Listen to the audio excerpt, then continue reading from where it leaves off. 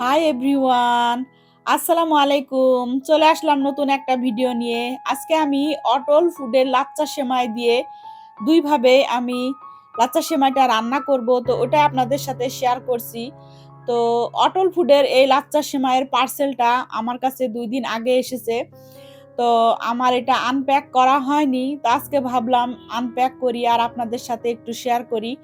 আমি এই অটল ফুডের লাচ্চা সেমাই এর আগেও খেয়েছি। এটা খুবই সুস্বাদু, একটু অন্যরকম। আমরা সাধারণত যে লাচ্চা সেমাই খেয়ে থাকি তার থেকে একটু ব্যতিক্রম লাগে আমার কাছে, একটু অন্যরকম, মানে খুবই সুস্বাদু লাগে, খুবই ভালো লাগে খেতে। তো আমি আবারও 2 প্যাকেট অর্ডার করে দিলাম, যেহেতু সামনে ঈদ আছে। আমার তো ঈদে লাগবে, তাছাড়া এমনিতেও আ মানে রান্না করি, খেতে ভালো লাগে, তার জন্য আমি 2 প্যাকেট অর্ডার করে দিয়েছি। এখানে 500 গ্রামের প্যাকেট। তো এটার মধ্যে যে রান্নার কিভাবে প্রণালী সেটা দেয়া থাকে। তারপরে ও মানে সেমাইয়ের উপর সাজানোর জন্য যে বাদামগুলো সেটা দেয়া থাকে।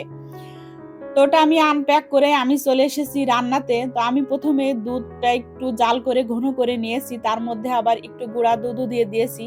দুধটা গুঁড়া মানে একটু ঘন হলে খেতে বেশ ভালো লাগে। তার জন্য আমি লাচ্চা সেমাইটা সবসময় দুধ একটু ঘন করে জাল করে নিই। আর এটার মধ্যে যে মসলা দিয়ে থাকি, এই মসলাটা আমি জাল করা হয়ে গেলে ফেলে দিই। কারণ মসলাটা দাঁতের নিচেই পড়লে খেতে ভালো লাগে না।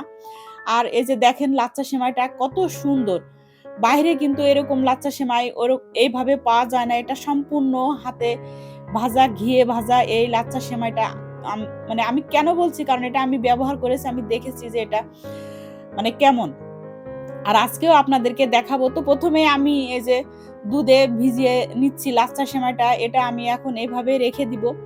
আর আমি আরেকটা দুধ ছাড়া আমি এটা রান্না করব। যেহেতু অথই দুধের মানে তৈরি কোনো জিনিস তেমন একটা পছন্দ করে না। তার জন্য মানে ওর জন্যই আরকি আমি এভাবে রান্না করছি। এটার মধ্যে কিন্তু আমি কোনো মানে এই ফ্রাই প্যানে আমি কোনো ঘি বা কোনো তেল কোনো কিছুই দিই নাই। আমি এটা শুকনা দিয়ে যখন এটা আমি নাড়ছিলাম, তখন কিন্তু এটার থেকে যে দেখেন আমার ফ্রাই প্যানটা কিন্তু একটু তেলতেলা হয়ে গেছে। এটা থেকে ঘি বের হয়ে।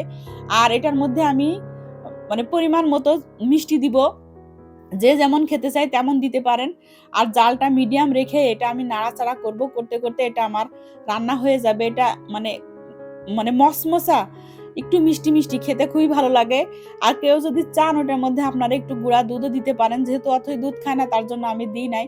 তো আমার ২ টা রান্নাই কমপ্লিট হয়ে গিয়েছে। এখন আমি উপর দিয়ে কিছু বাদাম, কিছু কিশমিশ দিয়ে দিব। এটা দেখতেও সুন্দর, খেতেও সুন্দর। তার জন্য আমি একটু সাজিয়ে নিব। আপনারা আরো অন্যরকম ভাবে সাজাতে পারেন।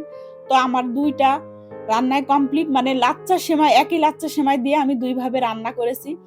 এখন খাবার পালা। আমি খাওয়ার পরে ভয়েসটা দিচ্ছি, তো খুবই ভালো ছিল। খুবই খেতে খুব সুস্বাদু, খুবই ভালো লাগার মতো একটা সেমাই। আপনারা চাইলে নিতে পারেন। ট্রাই করে দেখতে পারেন। তো আজকের ভিডিওটা আমার এই পর্যন্ত থাকলো। আল্লাহ হাফেজ।